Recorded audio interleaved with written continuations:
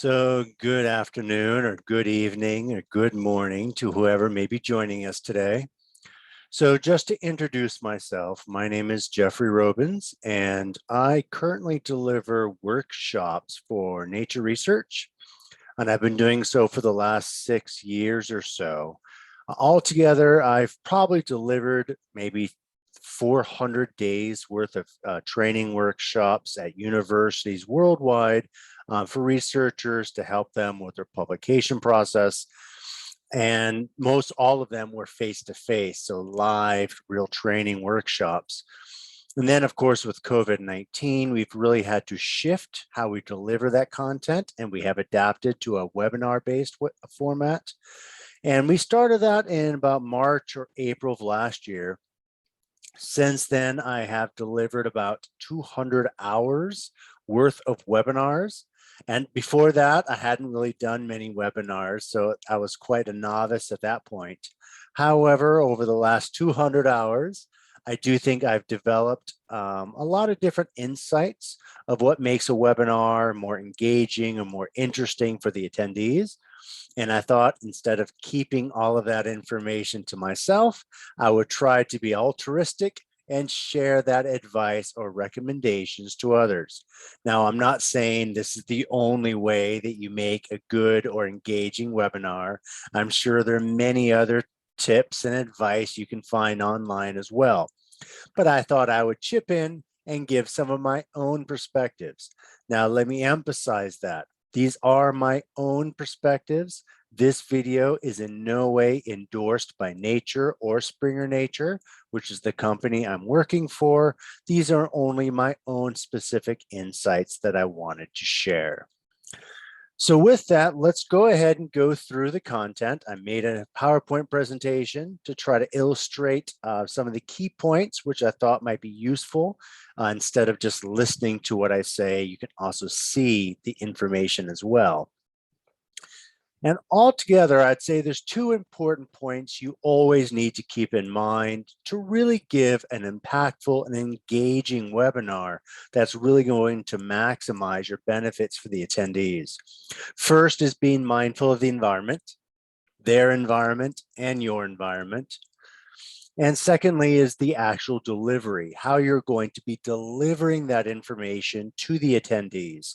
Some advice in terms of how to make a webinar actually interesting for someone to watch, but also some of the key limitations that webinars have compared to the face-to-face presentations many of you may already be familiar with.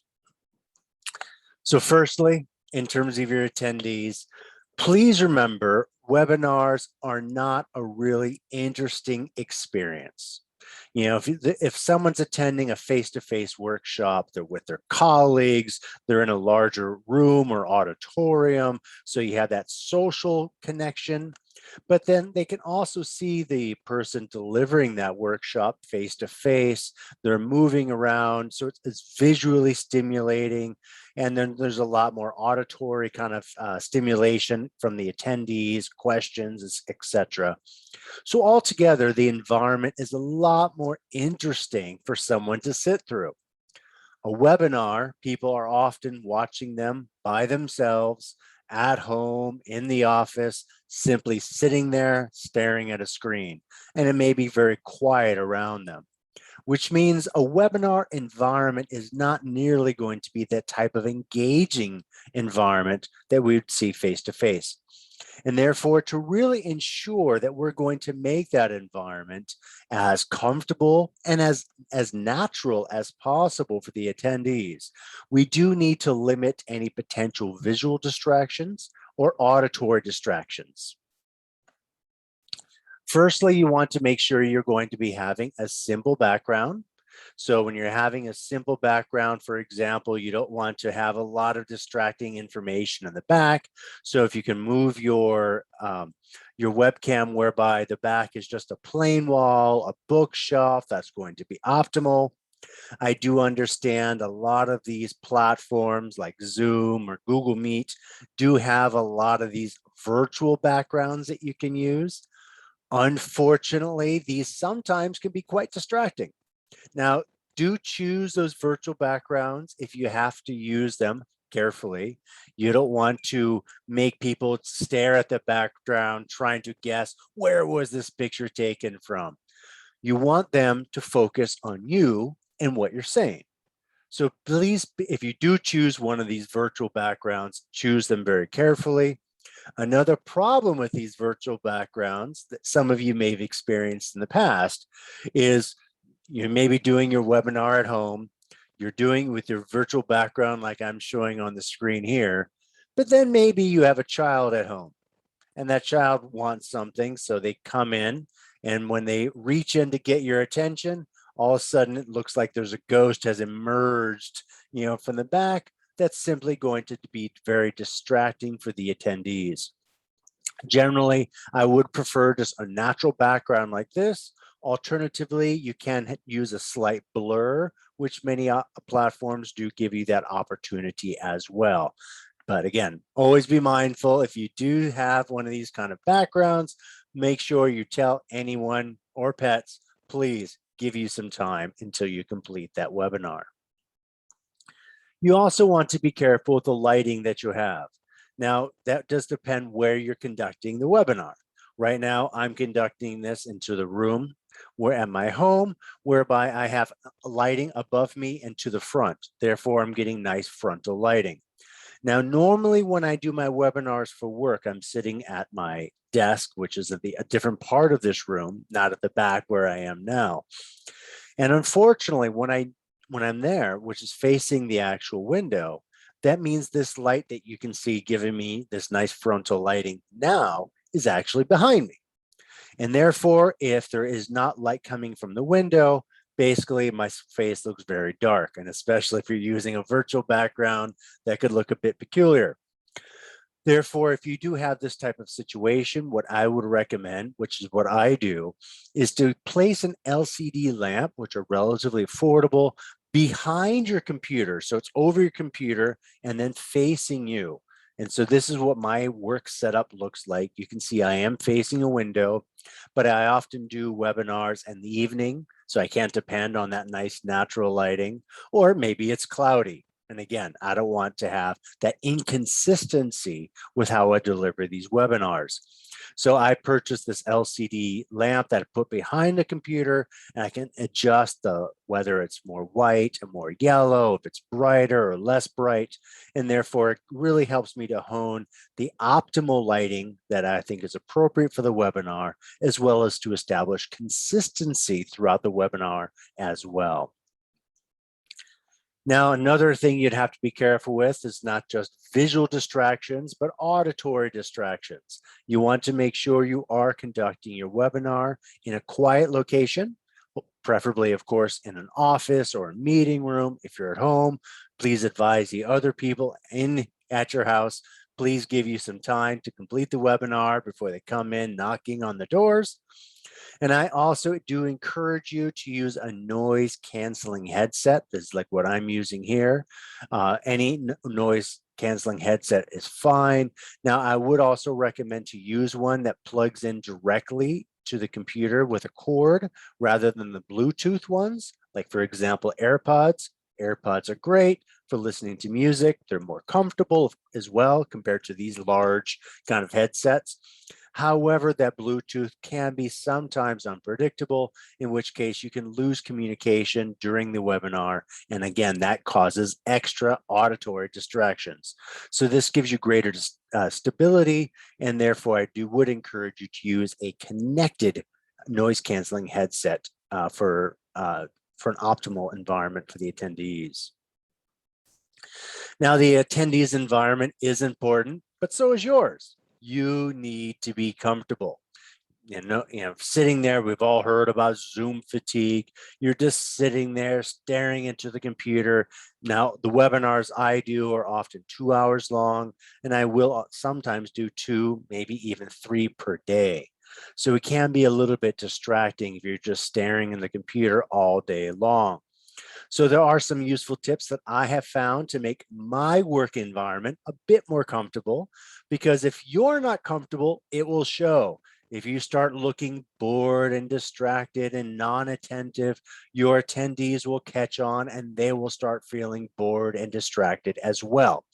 So again, remember, you're trying to really show this is a very positive environment, virtual environment, not only for yourself, but also for the attendees.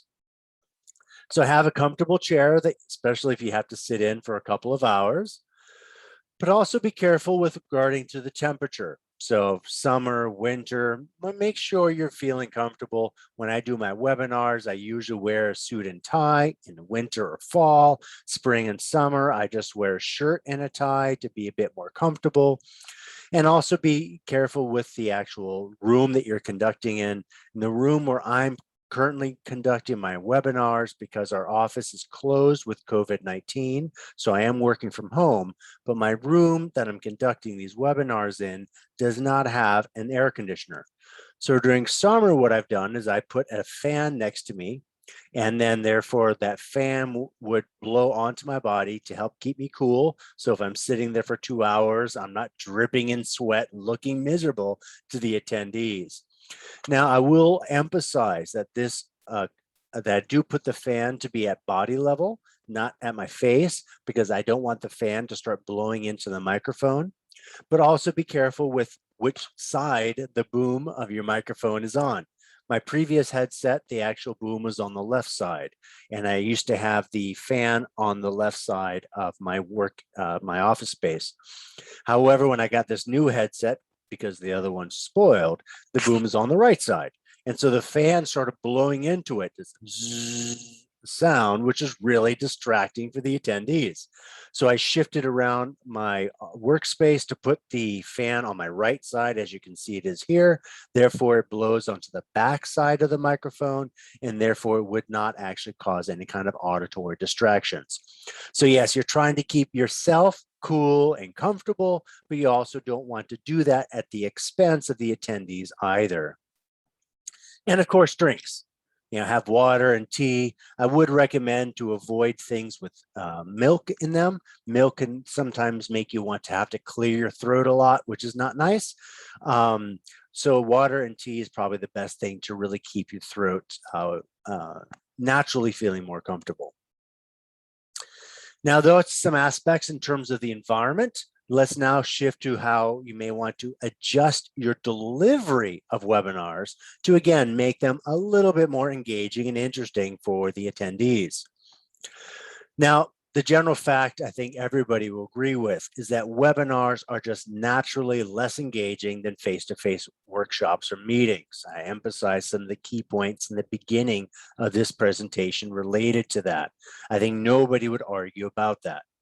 Now, I'm not saying webinars are boring. In fact, they don't have to be.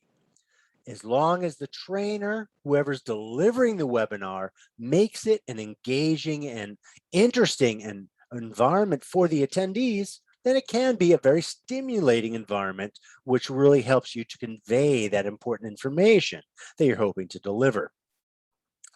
So there are some of the limitations that you have to be mindful of, especially if you're used to face-to-face delivery. One is you can't really use your body. You're not moving around.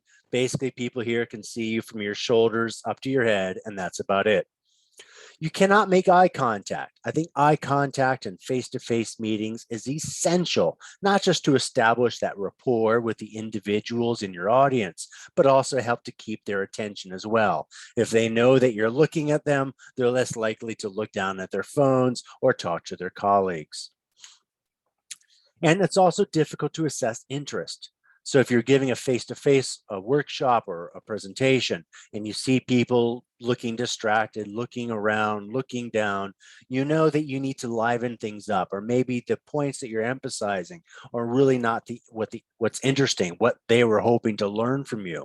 And so therefore you can then adjust either your delivery, your content, etc., to really try to make it a more insightful presentation for everyone involved. Unfortunately, that you will not have that because you generally will not be able to see your attendees depending on the size of your webinars, of course. So let's now talk about those three limitations. First one's with body language. Yes, you cannot walk around. Well, you could, but keep going off the screen, which would be quite distracting for the attendees. But there are other movements that you can do. So for example, you can move from here to here. So what I do recommend is to kind of move in from time to time when you really want to make an important point. You can lean in to make that important point. And then I sometimes would lean in with my right side, sometimes with the left side. Having variety reduces repetition and therefore makes it more interesting and engaging for the attendees. You can also use facial expressions. In fact, you can probably do that in a way that's difficult to do in a face-to-face workshop, depending on how big your face-to-face meetings are. I often would present in large auditoriums, 200 to 250 people. People really can't see my facial expressions. Well, in a webinar, people can see my facial expressions much more easily. So I can really emphasize with my face what an important point or something that was surprising or something that maybe was frustrating in a way that you maybe could not do in a face-to-face webinar, a workshop. Use that to your advantage. And also you can use hand gestures, again, to have some variety, but keep it limited. If you're moving your hands a lot, it can be distracting. Again, we want to minimize visual and auditory distractions for the attendees, but sometimes to really emphasize this is going to be useful for you. Those types of minimal hand gestures I can think could be useful. And when we talk about hand gestures, make sure they're visible. If you're moving your hands a lot, but they're below the webcam, people see your shoulders moving, but they don't know what you're doing with your hands. Again, visual distraction. So do try to ensure that if you are using your hands, that they are visible in the webcam to really maximize the effect. Now, eye contact. I said this was a limitation, but there is a way to make virtual eye contact, just like as I'm doing with you now. How do you do that? You need to make sure you're looking into the webcam.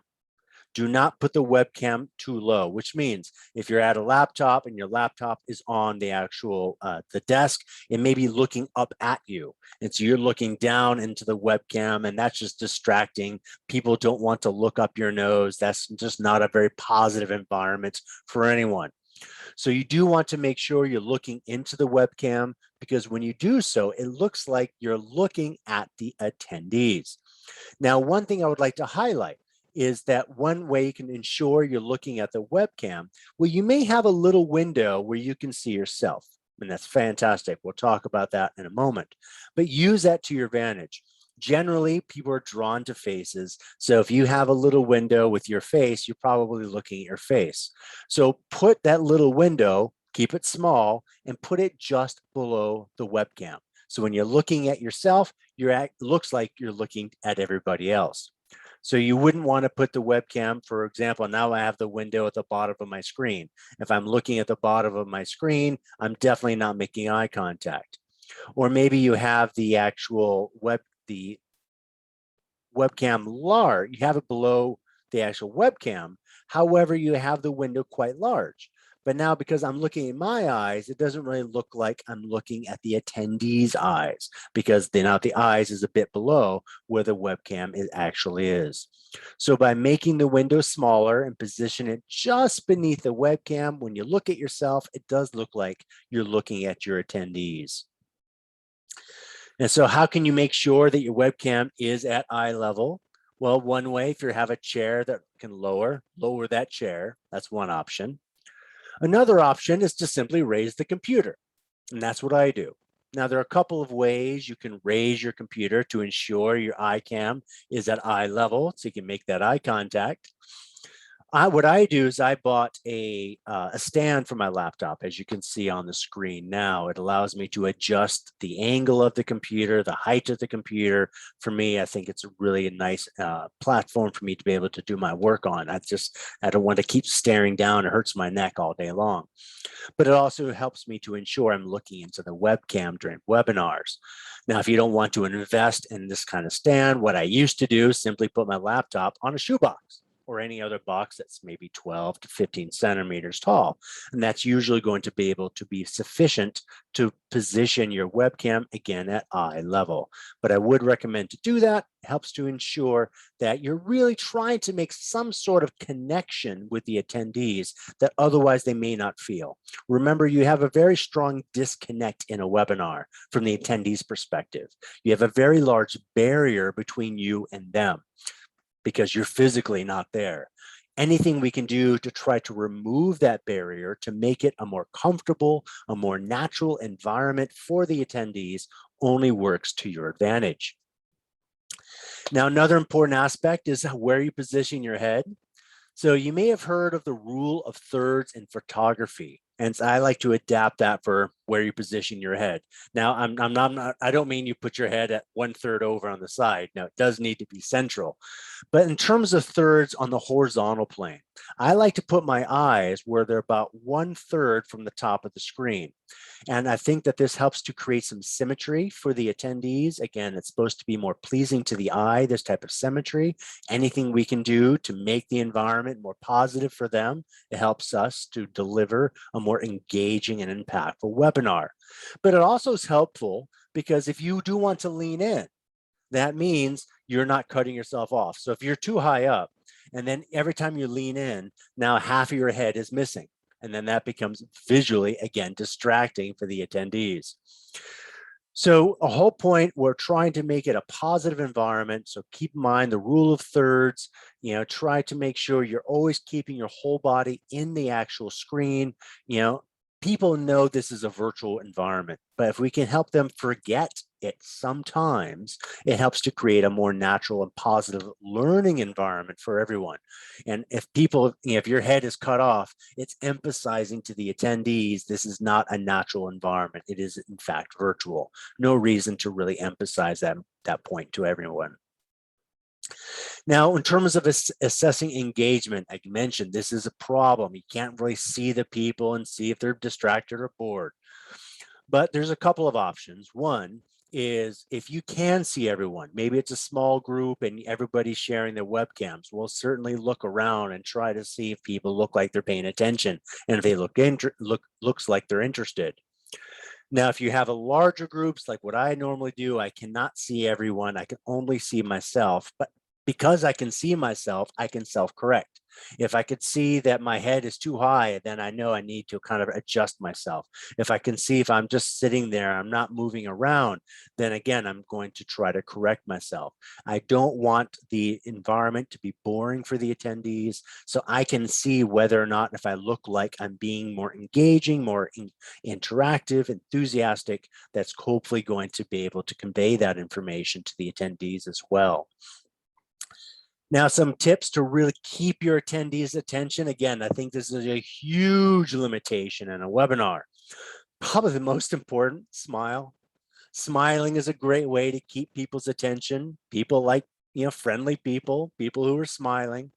And when you smile, they're probably going to naturally smile back. Smiling is contagious, but also look enthusiastic.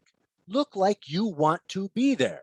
If you look like you're bored and another webinar, how's everyone doing today? Then your attendees are going to think, well, if you don't seem very interested to tell me this key information, why should I listen? It's probably not that important. But if you're looking enthusiastic, like you want to be there, then the attendees think, wow, this must really be some useful information. And they're hopefully going to pay attention a bit more. But also vary your tone of voice. If you're too monotonous, I think in a face-to-face, you may get away with it having more of a monotone in delivery, although I would always advise never to, to present in a monotonous voice. But I think in a webcam and a webinar, it's even more essential to really speak in a more comfortable conversational tone, vary your tone up and down, because we're trying to create that environment that's going to be more welcoming for the attendees and to help to create a more positive experience for them. So if you look too bored, you're not moving, try to self-correct yourself. You're not smiling, make sure you do smile. And by doing so, you're going to make an environment that's really going to help keep your attendees' attention. Lastly, always be sure to speak slowly and clearly. This is not just true for a webinar. I think it's true for any kind of presentation.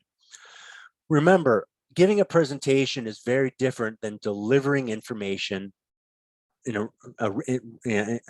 writing. So when people read what you're trying to say, for example, in an article, they can reread that information if they missed something, or if they didn't understand something.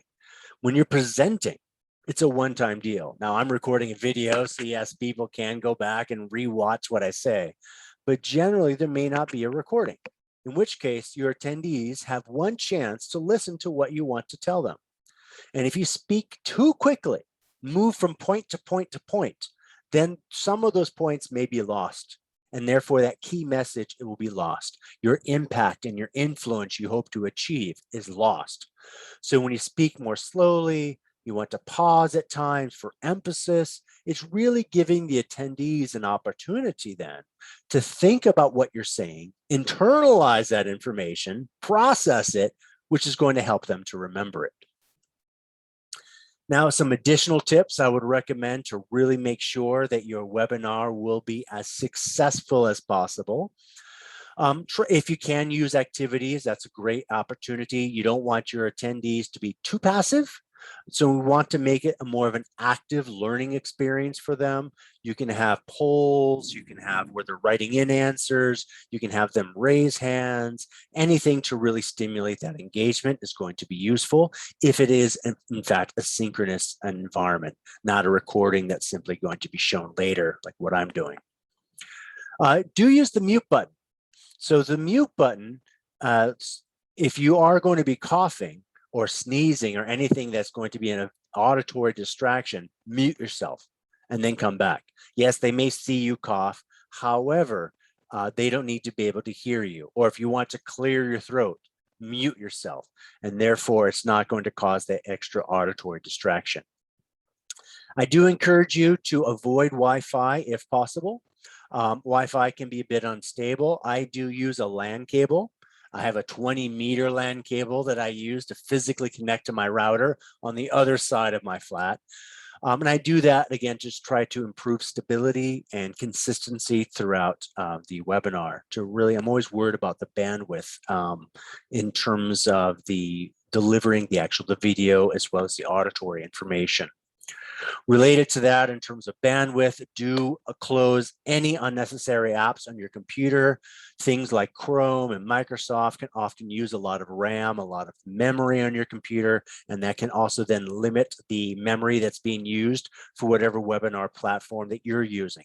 And that can affect then the video that you're going to be trying to record or to try to present. So close everything that's not necessary, and I promise that will certainly help.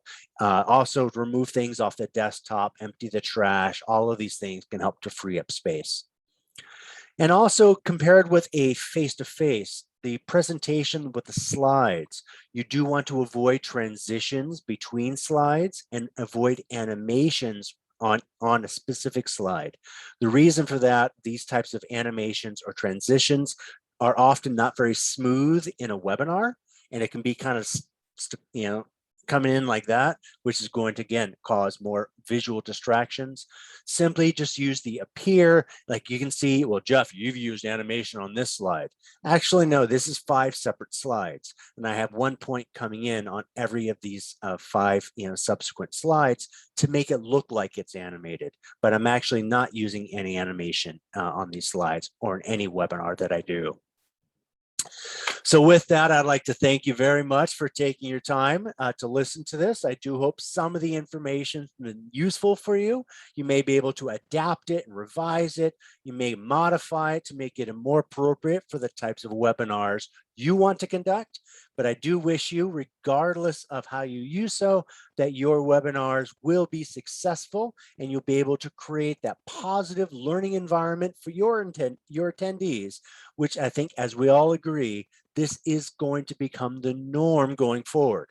And I think that's why it is important for me to share this information globally, worldwide, because I do want to try to ensure that I can share this useful information. So as we do move in post COVID-19, that if we are going to be having this new normal, a lot more virtual types of trainings, web workshops, presentations, that people can then benefit and learn from each other, so we can create for everybody involved a much more positive, interactive, and engaging environment. So thank you so much, everyone. Please take care, and I'd like to wish all of you the best of luck.